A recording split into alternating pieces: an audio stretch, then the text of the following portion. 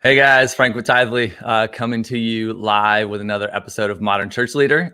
Great to be with you guys. We're trying Tuesdays. We've been doing Mondays, but we're trying Tuesdays now. But super grateful for all the folks that join live. We've got people from all over the country, and once in a while from Canada, Australia, the early birds. But we've got a great show lined up today. We're going to talk more about doing online church, but actually talking with a pastor and church leader from one of the largest churches in America that's been doing church online for a long time. So super excited about today's show.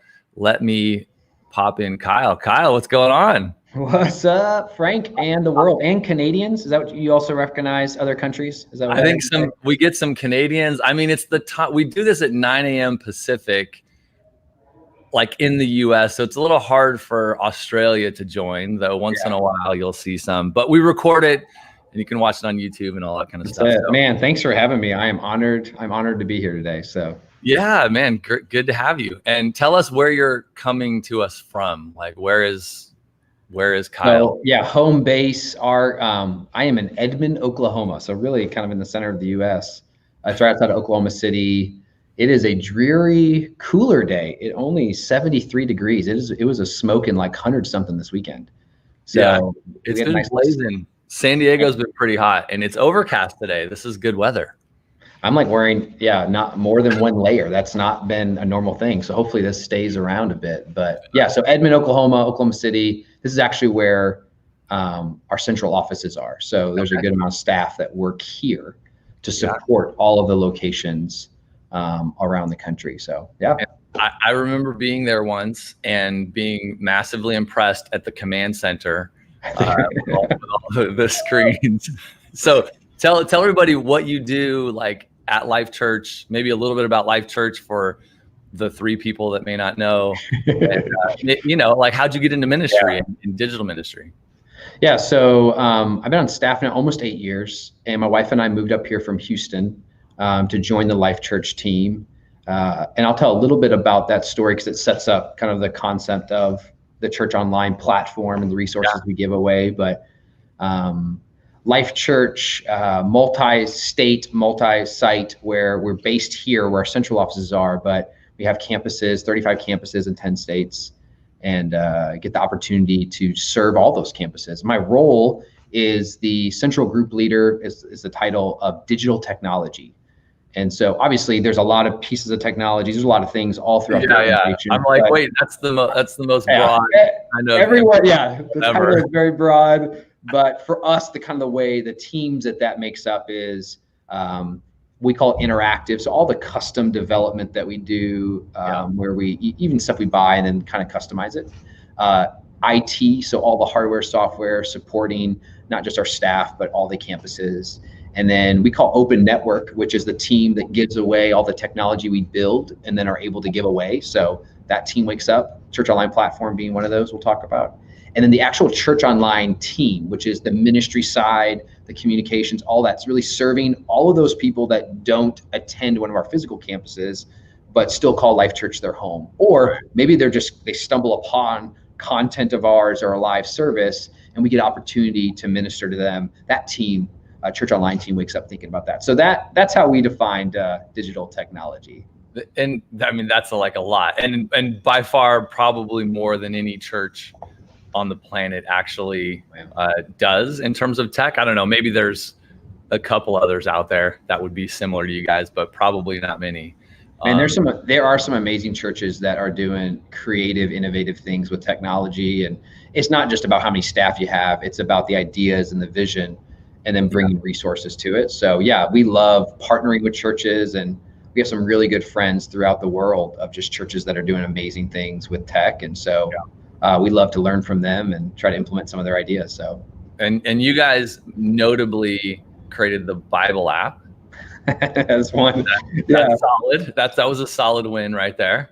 Man, that is amazing. The opportunity to steward what God's doing through the Bible app and all that now he's doing inside of it through partnerships and relationships to help spread God's word to around the world. It is absolutely amazing. So that is its own team. So obviously that's digital and that's technology, but it's actually its own team. And Yeah. One of our larger kind of engineering teams and partnerships teams. But I love is that it's part of the church. It is all the YouVersion team members are Life.Church staff members and serve and attend, and they're part of Life.Church. But they wake up every day thinking about intimacy with God through the Bible, and now it's kind of been, if you've noticed in the app, they've been expanding different ways to connect with God through Scripture. Yeah. No, I love it. And then the other big one, I know there's a lot of stuff, but I think YouVersion, the Bible app, and then I think Church Online, the Church Online platform. So talk to us a little bit about just when did you guys start doing Church Online, or maybe creating this Church Online platform that you guys sort of give away for free? Yeah, I'll give a little bit of a context to set the story up. So 2006 was a real pivotal year. A lot of things happened. One of them was our leadership really just deciding, what are we going to do with the resources that we have? All of our churches, all of our ministries, we have resources. We steward resources. Right. And what are we going to do with, the curriculums, the creative, the assets, the things that we're creating? We had churches asking, hey, can we use them? We thought, what are we going to do? Should we sell them? Should we? What route? And that's the stuff that you guys were creating for your own stuff. Yep. And Life.Church is growing and getting. Pre-Bible app, pre-Church Online platform. Just this idea of really just the creative assets that so many of our churches are creating. And so we launched a site, and it's kind of the setup to the story, but Open Network is now this network of things we give away, open.life.church. And hey, we're going to give it all away. We're going to give it away for free. So kind of that decision to live out that value of irrational generosity. And that's one of our key values, right? We believe it's more blessed to give than receive. So that was what God called our church to do. We started giving stuff away. That was the same year that we launched Church Online, not the platform, but the ministry here at Life.Church, to say, hey, if we're called to do anything short of sin to reach people, right, we got to do things that no one's doing at that time. How do we leverage this thing called the internet and go reach people that maybe don't have access to attend a church? Maybe that was 2006. 2006. It's when Easter 2006 is when Church Online started. And it's taken on a variety of different expressions, but it was all about leveraging digital, leveraging the internet, taking the message of Jesus that's coming from Life.Church, and just reaching people all around the world, getting creative with, running different ad strategies of targeting where people are maybe searching for one topic. Think about the things like suicide or pornography or just anything that what we know as followers of Jesus, they need Jesus. That's what they need in that moment, but they don't know that yet. How could we put church or a live service right in front of them? And so that 2006, but then 2011, so we've had this spirit of giving away our resources. And then the thought of, what if we could give away this piece of technology to help other churches do online ministry? So we actually partnered with several other churches to say, hey, what if we built it as a platform? And so 2011, it rolled out beta. There's just a handful of churches that were using it, leveraging it. And then 2012, it became a product. And then that's when I joined the team. 2012 is right after the Church Online the original version of it was live. Mm-hmm. And then now we actually, we're on version 4 of it. So it's been, 2011 being a platform to now 2020, to see all that God's doing, just churches getting creative, saying, what I love is saying, let's leverage any means possible to keep spreading the gospel. And obviously COVID took some of we thought one day we would do online, and then now we have to do online. Everybody had to do what? Yeah. So maybe before we get into COVID, so from 2006 to 2020, how did Church Online grow at Life.Church? What did you see in the early days, or what did you, I guess if you joined in 2012, from 12 to 20, how have you seen online church evolve at Life.Church? Well, I think the first approach was, what are we doing at our physical campuses? Can we do that online?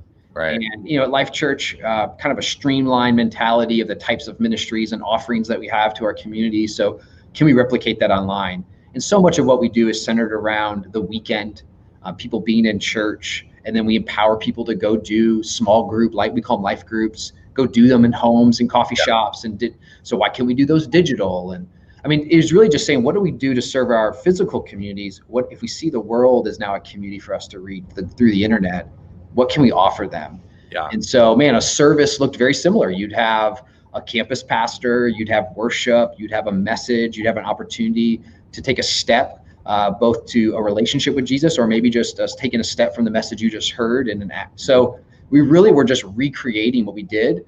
But then, man, through technology, we can almost get sometimes creative and do things that we can't do online. So I remember, this was pre me, but I remember being at prior to being on staff at Life.Church, going to church online at Life.Church to see what this is all about. Right. And I remember they had like an A/B option. At that time, we had 2 kind of broadcast campuses, and you could like, which worship pastor did you want to watch that weekend? And so, yeah, like just trying different things and, just seeing what was really, the whole goal is to engage people, right? Engage them where they are and then lead them to take a step. We always believe that people have a next step to take. So yeah, just trying different things. Yeah. And so then we jump in, COVID hits, like how many people, give or take, was at Life.Church's online campus or whatever you guys call it, church online, like how many people would you see on a given weekend before COVID? Yeah, that's a great, so we track a lot of different numbers, and obviously data and tracking is a big aspect of the platform and a big need for local churches. They're diving in. They're used to counting it one way in a physical. So then how do I track the online? And that's a big topic. So when you ask a data number, I don't necessarily know that, here's the number we get. This is the number. Yeah. For us, we're monitoring all the ways in which people, and this is maybe jumping a little bit ahead, but all the ways in which people can engage with us through the internet, if you will, we see as online ministry. So we have like 90 services through the Church Online platform. We also are streaming live services, Facebook, YouTube, all the different, Instagram Live. We just, any way possible, how do we present the gospel online? And for us, it's all about community around content. That's a phrase that, like, for us is so crucial because there's a lot of ways we can consume a lot of content, right? Like podcast or video, YouTube. And God is moving through content being delivered that way. But for us, what's so important, church is more than just about delivering a content. It's about the community. And so in a physical, we would say the people that we're around, the people we're sitting with, people I see in the lobby. But on a digital, it's the people that can engage that content together. And so we see online ministry happening in all different places. So there's a lot of different numbers we're tracking, and then you track them all kind of individually and see where are we seeing growth. Obviously, the big is where we want to see people coming back, right? Where they didn't just come once, but they came back. So that's, there's obviously pre-COVID, but then there's been this whole like, okay, when no one can come to physical, you obviously see a lot. So many of our churches saw massive spikes because there was nowhere else to go to consume the content. Yeah. So, yeah. That's so. I guess on the Church Online platform, what have you guys learned about? And this is both maybe what you guys at Life.Church has learned, but you've probably learned a lot of lessons by seeing a lot of other people do it as well. What have you learned about doing, church online in an effective way? Like, how did church? Most churches aren't Life.Church, right? Most churches are 100 members, 200 members. They're doing online church. Like, what are some of the key components that you've seen kind of make online church really good? Well, I think the part that just reemphasizes that we all need some community to be part of. Right. And so I think that was the part that the moment, is the attender of Life.Church. If you were to walk into a building today, the idea of online, we talk about it all the time. It's just part of who we are. Mm-hmm. But I just think what we've seen in talking to a lot of churches is that the idea of the community that God's called a pastor or a group of leaders to reach, that the need for that community to come together and worship God and be the church, it reemphasized that the fact that even if the physical, I can't actually walk into that building, the importance of still coming together. Right. And so we always believed that. That wasn't like, that's a new learning. But that's definitely what COVID showed, not just Life.Church, but when we talked to other churches, the need for it. And even in just some of my personal interactions with churches as they were launching Church Online platform, what I loved hearing was, hey, we had never stepped into this space. We kind of like almost not wrote it off like in a negative way. We just said that just wasn't what we were called to. But now it's almost as if God has opened our eyes up. Yeah. This is now an opportunity we have. And, this is pre kind of buildings opening back up. But I mean, parts of the country still not opening back up. It's not open out here.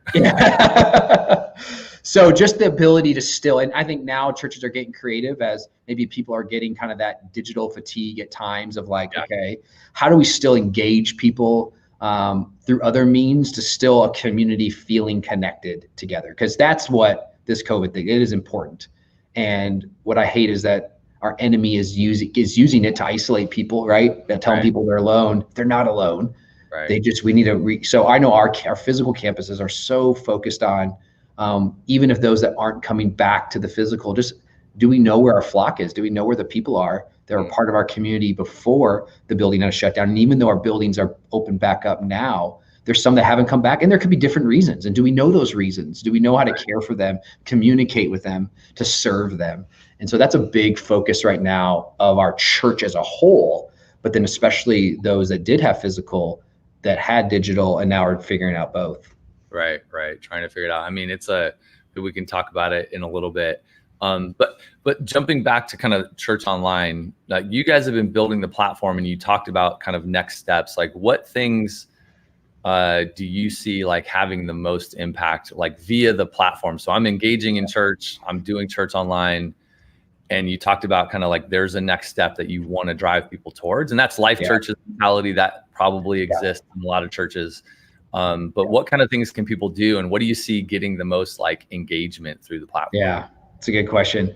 So I think that's really why do we even build this platform, right? That's sometimes we ask, oh man, there's lots of places to now stream content in social platforms. Why not just only do that? Right. But to us, like the ability to help lead people, you mentioned take action, is so important for us, that God, when he's moving, that we then leverage technology to equip people to take next steps. Right. And so that's really, when you think about that, is what the focus of the product, the platform is so we call those moments. So there's gonna be those moments in your service where we're gonna call people. It could be a very direct call. It could be that we know this is a heavy spiritual moment and maybe God's moving. And are we digitally giving people the ability to take a next step, to indicate that they want to do the thing that maybe they're being prompted to do or being asked to do?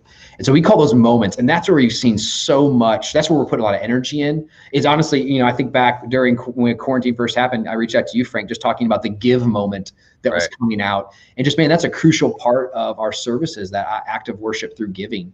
And for every church that was now not in the building, that's a big part. Pretty important that people switch to an online giving method.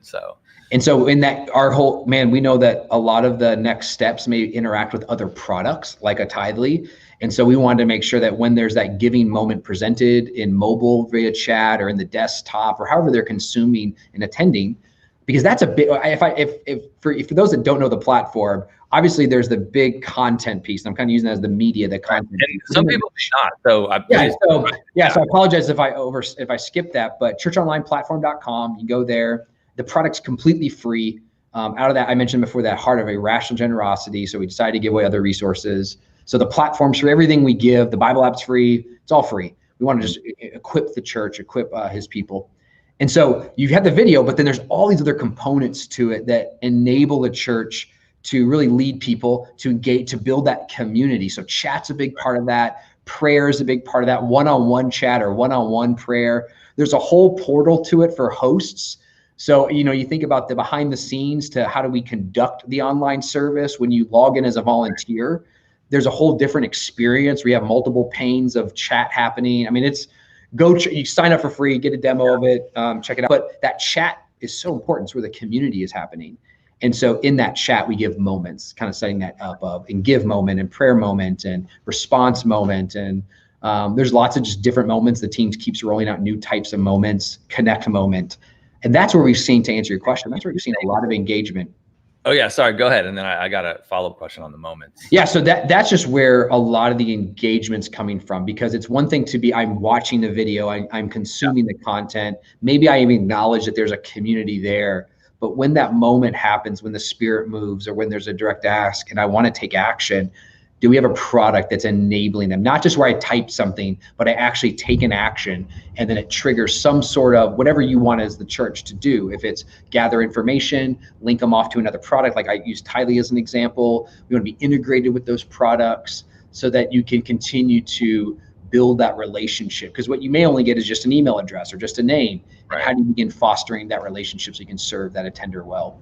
Have you seen, of all the moments you guys support, have you seen one rise above in terms of like the engagement and the level of usage on that particular feature? So if I can talk about the priority of moments, I remember when we launched the new version, and for us, our calling is to reach people, right? Lead people to Jesus. Right. Like I'm sure so many other churches kind of missional focuses. So that salvation moment, there's one specific moment, is the first one we built, is the most priority, is that we got to have the ability when someone wants to indicate that next step. Gotcha. That because the church is tracking that. They wonder how many people are we actually equipping and leading towards Jesus. So that moment is the one that we got dashboards around. We're looking at it. It's like, right. Man, that's why we do it. That's why the team that wakes up, it's not just how many people at Life.Church, but through the platform. And anyway, so that's a key moment. But what I love seeing is in these other moments, give moment, connect moment. That's a big one, connect, because what I love about that moment, just the way the team built it, is that it really enables a church to do whatever they want with it. What do you want to connect them? You want to connect them to a piece of content. You want to connect them to maybe a registration. You want to connect them to a sign up. You want to connect them to an external, maybe it's a Zoom group that you're launching. So that moment we see a lot of traction with, because a church can customize it to really do anything. Some of the newer moments that are coming on, that response moment, maybe someone's first step is literally just like doing like a hand raise emoji, or just like giving a digital amen, or a digital, that's me, whatever. So often in church, we may be sitting and I'm hearing that pastor, and then maybe I laugh out loud, or I say something back to them, depending on the denomination that you're part of. Yeah, totally. But to even just through that, where I'm not giving you my info yet, I'm not signing up for anything, but I'll acknowledge that I'm engaging in the content. Right. So like in the chat or somewhere, like they can click a button, like an easy reaction kind of thing. How do you guys prompt that? Like, or how important have you, or how important is like the engagement in the actual like chat experience to creating like an engaged church? Like, I don't know, what have you learned around, like, from the online church perspective, getting people to actively kind of participate in the chat as part of how they're worshiping and keeping people connected and engaged? Like, do you guys do stuff to help prompt that and make that a highlight? Yeah, I think it's really important, especially as in a high consumption area. And I think also too, just that digital fatigue, perhaps, that church may be feeling like, I'll get the message. Don't worry. I'll make sure I'm watching the message. But the idea of feeling that they're part of a church, not just that they consume from their church. Right. And it's not that, man, how many chat messages are you making? That's the most important thing. But that they see that they're part of it. You start seeing names and faces and cities. You start seeing, I know for me, one of my favorite things to see is where our church online team will do a screenshot of like, man, at the end of this service, 4:30 on Monday, 11 people gave their life to Christ this Monday. Right. And it's like, just like I am part of that, even if I wasn't at that service, but the church that I'm part of. So for whatever your church, right, that's like that you're celebrating with it the same way we would if we were physical. If you're at the end of a service, you may, depending on how your church handles it, you may like, man, oh my gosh, we're clapping because someone raised their hand in this service that I'm part of. Like, you feel part of that community. You want to now celebrate with them. And so to me, that is a part where they feel that. It doesn't mean they have to be X amount of chat messages per minute. Right. That means engagement. But that's why for us, the team creating technology to have a variety of type of moments. Maybe I'm not going to sign up for the thing, or maybe my auto draft, if you will, of giving, so I don't need to click the give moment. Right. But I'll do the hand raise, or I'll, like whatever. We want to create a variety of ways to engage people. And I know Alan George, who's our church online pastor, and the team, whenever they're communicating, they're thinking specifically about the attender on the other side of a screen. That's how they're communicating to lead action. So even Pastor Craig, he adapts it into his language, where he acknowledges the people in the physical, but also the digital, so that they can lead them to take the step. So they are very specific in calling that, like, here's what your next step is. So because the idea of raise your hand, well, do you want me to, can anyone see me that I'm raising my hand? But the idea of clicking or whatever that may be. You can do it now because you're at home and no one can see you. So you have no risk. Yeah, I just think about, I don't know, when we were in quarantine and the campus that we attend is open, and so we're going there on the weekends. But man, I just love to see. We listen to worship music all the time. Like my wife's a worship pastor, so by nature that's natural. But it was amazing to see our home turn into a sanctuary, turn into a place. I remember that my wife snapped a picture of just my wife and I were sitting in our 2 chairs. Church was happening on the TV. I'm on chat on our phone, in the service. And our kids are there. They don't normally go attend big church, right. with us. So they already watched their Life Kids content. They already had church in their mind, but now they're coming to church with mom and dad. And they knew the song because, and it was so cool to see my 3 kids, my 1-year-olds kind of like Bob Lane, but like we're worshiping together as a family in our house. And like, that was a special moment for me that honestly, my wife and I, it's like, okay, we know that we're going to go back because our campus is going to open up. But this is so special. God's teaching us to, on our own with our church family, to worship together, to celebrate together, to praise together, where normally maybe we were just in a consumption mode. Now we're in a community mode, even in the digital. So it was a special moment for our family when we were walking through quarantine. Yeah. I think, similar for us. I have the worship component is definitely the spot that like engages the kids the most, right? They like to sing. We sing as a family a ton. But I have one kid who just belts it out. Like, and we have music on in the house all day long, and oftentimes it's worship music. So he knows a bunch of the songs. So anytime we play a song that he totally knows, he's like top of it. He has no love. There's no, he can't control the volume. He just goes to the top and, and all he's got, man. He's giving it all he's got to God. I love it. And he'll do like, half the song and he's like, I'm done. Like, but he'll go for it.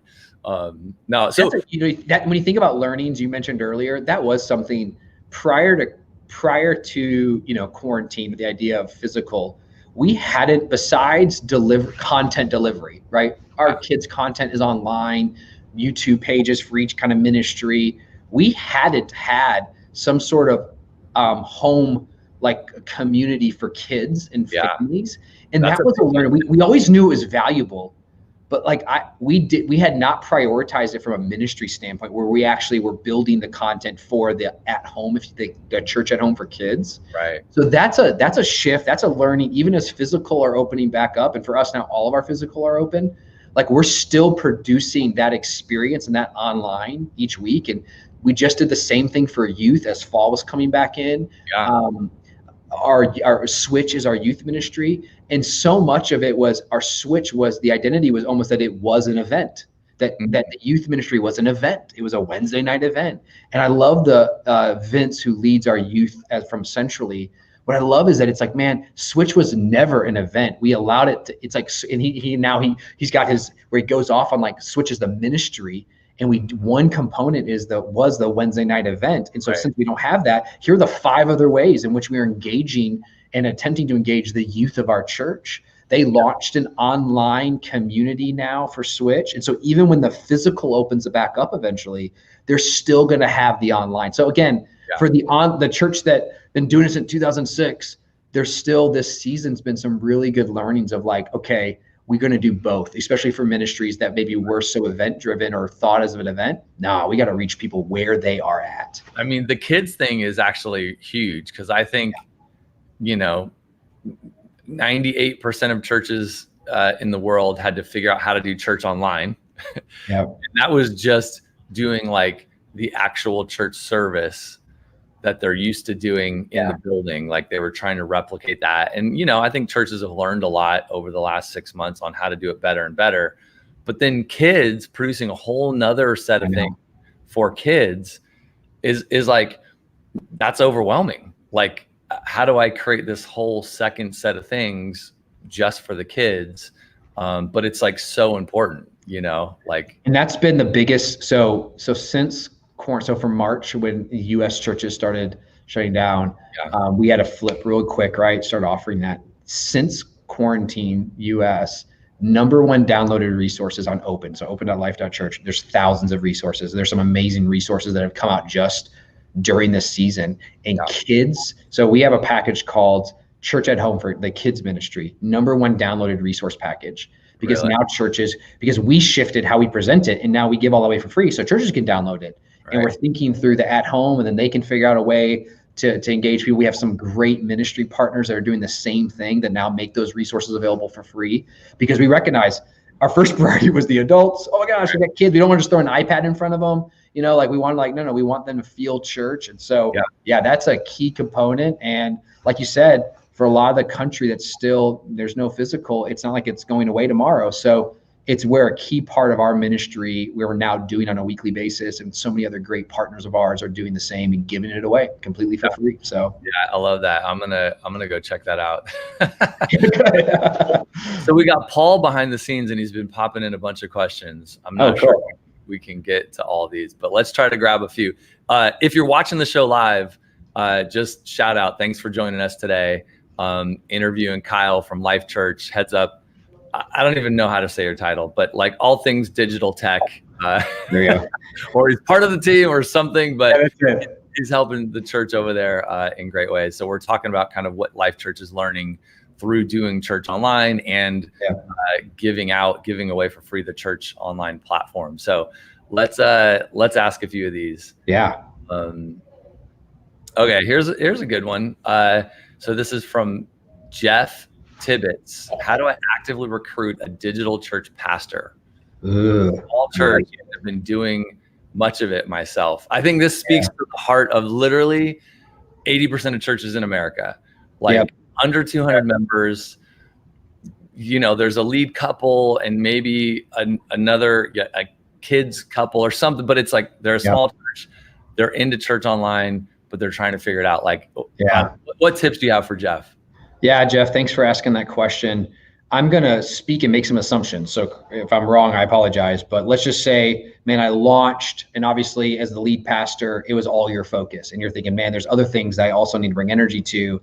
But this digital church ministry needs to keep going and thriving. And maybe even my physical's opening back up. How do I mandate the two? I love that you're even asking, because you're saying, I feel like there needs to be someone that's waking up thinking about this audience. And I think that's the right approach. Yeah. I know for us years ago, that was always the team has grown over the years, but the idea of a leader waking up thinking about, how do I take what was going to be for the online or for the physical, if you will, and make it online? How do I care for them? How do I think about the family? So I think to answer just if reading between the lines, great that you're thinking about that. I think you find someone. I mean, that's the part that find someone with a pastor's heart. They don't, in my opinion, they don't have to be that they're the digital expert, that they are the most tech savvy. You're going to need, depending on how complex and editing and all that stuff, you may need that if you weren't doing that prior, some of those skill sets to actually execute the digital. But I think the leader of it needs to be a pastor. Heart, maybe not ordained pastor, however your team is set up, but they have a heart for the people. And that they, obviously all of us walk through this, we all have experienced it, and they can continue to connect. They continue, Jeff, to give you feedback as the lead pastor. Hey, as we're thinking through this, let's not forget the digital audience. Hey, let's not think about how we're going to, where instead of saying, hey, the digital is the afterthought, that we're thinking about them okay, we have the way we're going to do it for the physical, we have the way we're going to do it for the digital. And it may be that they're the exact same. It may be that you have to adapt things. But I think just the fact you're thinking about that's good, but find someone in your church that can run it and own it and be the advocate that can give feedback to you as the lead pastor. So how do you find someone? Man, I just believe that God's going to provide them. I know the church is small, but I have some great leaders inside of it. So yeah, pray hard. I love that he's asking the question too, because I'm a big believer in you need someone to own it. And I think pastor's heart. And then I would say, even if they don't know the tech, I think you want somebody who's actually they're interested in it. They've got some curiosity. They want to figure it out, even if they don't know it, but they kind of because some people just don't, they're like, that is not for me. I don't want to mess with that. They're great pastors, but that's just not their, and I think, if they're in that side of the world, they're going to struggle through it, because it's not what they want to do. So they're never going to put their whole heart behind it. And Jeff, I think too, there are some great communities. I mean, just on the Open Network team, I know that we have a Facebook page, and we have some communities that we're connected with of people that are in it with you. They're saying, hey, I got a new person we've identified, but man, who's going to help raise them up? Because I got other stuff to focus on, or I'm not the gifted one. There are some amazing leaders and pastors that are ready just to share all their learnings. They've either documented them, they have shared them, or they'll share them again. So I know that there's some great communities out there to get whoever you identify connected to. Yeah. Here's a good one from Dave Henderson. How do you measure engagement with content? And we kind of hit on this, but maybe just succinctly, like how would you, if you were fully in charge of Church Online, how would you measure engagement? Yeah. So when you say engage with content, you could go you can go really far, because then I'm thinking like archived content and all that. But if we think about more of the weekend message and the live experience, how do you define engagement? I think you could, overall, you got to pick numbers and stick with them. I think for us, how many people are coming? Because they're going to vote by maybe their click or their time. So how many people are coming? How many people are coming back? We call that organic, where you didn't necessarily, we run ads and stuff, but no, they just chose to come back. They're returning. And then how many people are staying and how long are they staying? That's another way, just the length of that. And in the Church Online platform, you can actually see that kind of model of like, okay, how many people came in? How long are they staying? So we give you some of those analytics. And then engagement, it would be based upon those moments. Just on the Church Online platform, you actually get a rundown after every service of this moment went live, how many people engaged with it. And so you get a breakdown. And those would be some very simple ways of like how many people, how many returning people, how long they stay.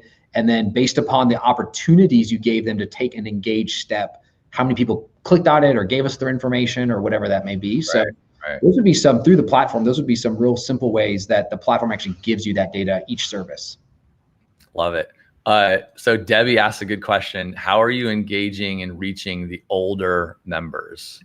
So specifically kind of, hey, this content is awesome for the younger generation, the online, and I'll kind of make it generic. I think it's just the online world. But what about the older generation? So anything you've learned about even just Church Online, and I don't even know what older is defined. I'm 42, so I'm definitely not going to put myself in that bucket yet, but some would. So like, how do you engage the older generation? Yeah, I think the part that, especially for those that I'm like, man, I've never watched content or consumed content. Obviously, with the Church Online platform specifically, and I think social media has really helped us because maybe they're comfortable with that. And so I know for us, we're putting our content in all those different platforms. But for the Church Online platform, where they're just not comfortable, I know for us, engage wise, we specifically, not from a health, but also from a re-engage, we targeted communicated to them, picking up the phone, calling those members at each one of our campuses, just pulling it by their date of birth. And so we got real proactive in making sure, hey, what's your comfort level on attending digital? Any questions you have? So we got real proactive in just checking on one, health, because that was a big concern, especially when all this we didn't know. But then also just making sure, how are they engaging in the digital church when that was our only option? And so I know that was a proactive approach we played. Hopefully the user experience, if they get to whatever URL you've linked them to or emailed them to or sent them to, hopefully the interface is good enough to where they can, even if they're not making action steps, or at least be able to watch and be part of it. I mean, I love picking up the phone. I've heard that a few times in a few different interviews, like pick up the phone and like not just related to Church Online, but pick up the phone. And talk to people and all that kind of stuff. But I also think related to Church Online, like I know people in our church like would call some of the, we call them like super aces. This is like, I think for us, this is like the 65 or the 70-year and older crowd. But we would have people call them and make sure they could get all set up, right? So friends or family members or some of the pastoral staff would just get on the phone, call them, walk them through, here's how you do it, and get them set up. Love it. I'm envisioning that ministries have been started in campuses, their churches, like, hey, you find whatever older is defined as, and they're digitally savvy, right? They're like tech savvy. Man, why can't that turn into their serving outlet for this season? Right. Where they are like making sure that their community of maybe of the older generation, making sure they feel comfortable. I know my dad, I think he may be 64. He's like super tech savvy. I'm like, oh my gosh, he loved this, making sure all of his friends and they're because it's just, you'll meet them, you'll find them. But my father-in-law's the same way. He's in his late 60s, but like he's the tech guy in his neighborhood. Yes. Like he goes to his friends' houses and like helps them get set up on whatever, or fixes their Wi-Fi or that kind of stuff. Okay, another question. I haven't seen this one, but this is one that I've heard a lot. How important is it to have a host? Like for online church, the hosts and however you kind of would think about that, but how important is that? So for us, we would say, that phrase community around content, and you could just have an open end.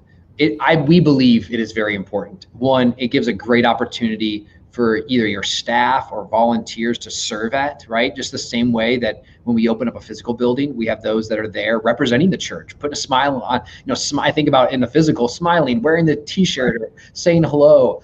We believe that we need that in our digital experiences as well. So we think it's really important. It also enables that live prayer option when people are taking those next steps, when you are navigating people that have real questions. They showed up to church and the message you don't know what they're walking through and they need to talk to someone. And is your church ready to respond? Again, if it was just about consuming content, maybe not. But if it's about community, if it's about reaching people, leading people to take next steps, we believe those hosts are crucial to that going well. Yeah. And like kind of along with hosts, is it also important to have somebody, volunteers or staff, or multiple people like in the chat, like actively participating and engaging and moving people along in the chat experience? Yeah, we do. We set those roles up, and in the platform, you can designate different roles at different permissions, because there's features like muting chat messages or deleting chat messages, or requesting one-on-one conversations for those that maybe you can just recognize they need a little extra help right now. We actually you can indicate that next to their name, like they're a host or they're whatever. I think you can change the name of it. And so we do. And then we also have volunteers that are just in the background, just ready to receive prayer requests, just ready to serve as needed. So we kind of, for us, we have the volunteers at the service are serving kind of a dual purpose. Yeah. Okay. Love that. Okay. I think I know this person. This is from Debbie Cook. It says, I read an article that watching church online is like watching the fireplace on TV. You can see it, but you can't feel the warmth or experience the change in the changes in the embers. How do you overcome that? That's a deep one. I guess it's like, how do you create, and we've been talking a lot about it, but maybe you can elaborate, like creating the connection, creating, like, this is my family. Like it's just different, right? Like going in person and seeing people, giving them a hug, going to lunch after church versus It's good. I literally had the visual in my head of the TV on the wall, fireplace. I think the one thing that is crucially different is what is being communicated on that television. If you use that as an example or screen, is not just an image of fire, but it's hopefully the word of God being communicated. And so I believe that we're dealing with the Holy Spirit is there working and moving. So I think that's one part. The second part would be is how you communicate and how you clearly communicate to the audience that is maybe consuming it or being part of it or stepping their toes into this online space. And so I think that's crucial, why the host is there, why the communicator, how you're capturing the content's important. I know for us, that is a key audience. Obviously, in a multi-site setting, Pastor Craig has gotten how he communicates. He's thinking about all the physical campuses, but he's also thinking about the digital, the people that are in their living rooms or in their cars or on the bus rides or whatever that may be. Yeah. So how you communicate, going back to that first question about the fact of having someone waking up thinking about that audience and and giving that feedback to make sure that the content and the worship pastors, that they're doing their best to be intentional about engaging that audience. And I think from a media creative standpoint, how you edit it or how you display it is also key, where it's not this distant thing that I'm monitoring, but it's more of an engaging thing. I know that our church online team is so intentional about bringing you into the worship, feel like you're standing there with others worshiping, even though you may be at home or in your car watching it. So I think those are some ways, Debbie, that where you can take it beyond a fireplace TV to being content that welcomes, encourages, and challenges and draws people in. Yeah. I mean, I do think the host element is a big deal from what I've seen people doing. Not that I'm some expert at it, but I feel like the host element is the part that draws people in a lot of ways. I would agree. It's kind of two-way, right? They're creating this two-way connection. And then I think having, like you said, just having somebody who wakes up thinking about it, and that's always what they're trying to improve on and grow is important. This is good, man. There's more questions, but let's, we've been on for a bit. I appreciate your time. Let's close with one thing. Like, how do you think churches should be thinking about church online as they start going back into the building? Like, you guys are back in the building. You guys have already been doing church online, but a lot of churches like mine are not in the building yet. So we're still doing church online, but we're all going to be faced with, like, we're back in the building, and should we still do church online? How should we pull that off? Like, what does that look like? So anyways, thoughts on that? Let me share a short story. So because we're over on time, but and I've been to a lot of church online experiences, a lot of different churches. And I remember there was a church that I respect greatly. I respect their leader. I've admired them for years, and they've never really done online community. They've only streamed, right? That's just been their approach. They've streamed. Yeah. And I remember listening to a message. It was when buildings here in Oklahoma, as churches were able to open back up, and they're in Oklahoma as well. And I just remember the phrase he used of the fact that during this season, God's enabled them to reach people they would have never reached before. Maybe people that had moved away that now feel maybe they never found a church home where they moved to, and they finally now feel connected. Like, he just was elaborating on all these different types of people they've had the opportunity to reach in a short period of time. And it wasn't about the numbers, but it was about the people that their lives had been changed, and they had gathered those stories through action, through the moments, all that stuff. And I remember his phrase, it just stuck with me really hard. It was like, we're not giving up on you. And the way that he phrased it, that they create an amazing in-person experience, this church does. And as they went back, is that we are not going to forget about you. We're not giving up on you. And he like literally was proclaiming, we are going to have to fundamentally change the way that we do church so that we can do both. Right. And that was their calling. That was their conviction. So I'm not speaking that over every church, and that has to be their approach. But I just love the fact that here's this church that had been established for a while, and that was, they're like, man, we're going to keep figuring this out. God's called us now, like, almost to reach both. And so that's the first question to ask, is that, man, what's God called you as the leader to reach? And I'm not saying that every church has to do church online, but if God's opened the door to make this now part of who you are, you've now, like Jeff asked, identified leaders that are passionate about continuing to reach people through this mechanism. You've built processes, or now you have technology in place to do it. Man, go reach people for Jesus. There's billions of people in this world that need to be reached. It's not like, well, how many are we going to do? If it's one, would it be worth it? You've heard that phrase, but the idea that if God's called you to, you can find a way as a leader. That's what I love about church leaders. We're scrappy, we're innovative, we'll figure it out.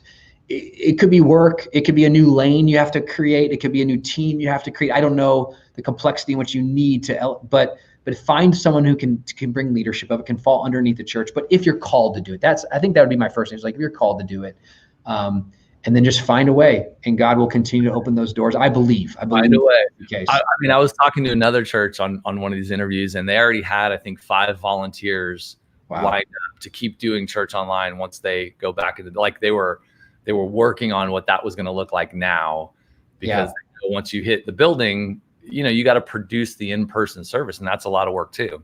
And there are people, all 35 are open. We've actually launched a campus since all this happened. Overachievers.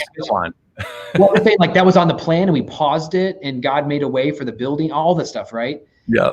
But there are people that we're still serving that aren't able to come back, health reasons, whatever that may be. They don't feel comfortable. And so for us, it's like we were already doing it, but for many churches, when you open back up, that doesn't mean that everyone that can.